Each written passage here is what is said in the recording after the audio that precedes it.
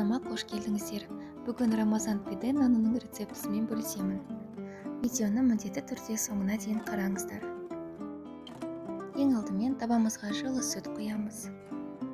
1 қасық тұз және 1 қасық ашытқы саламыз.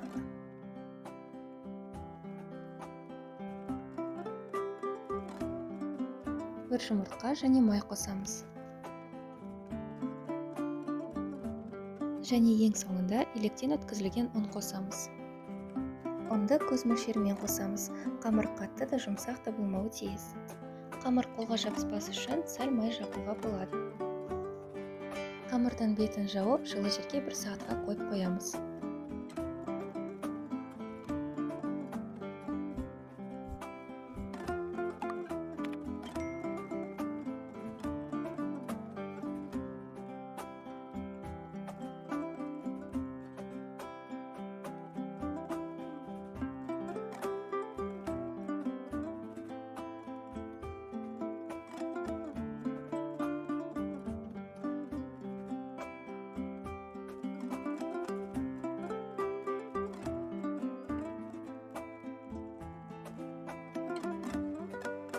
Пешке салмас бұрын нанды бөлме температурасында 15-20 минутқа қойып қоямыз. Бетіне жұмыртқаның сарысын жағып күнжуыт себеміз.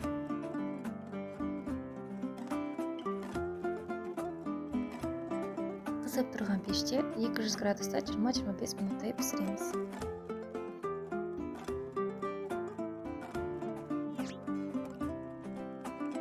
Міндетті түрде жасап көріңіздер. Сіздерге ұнаған болса лайк басуды және арнама тіркелуді ұмытпаңыздар.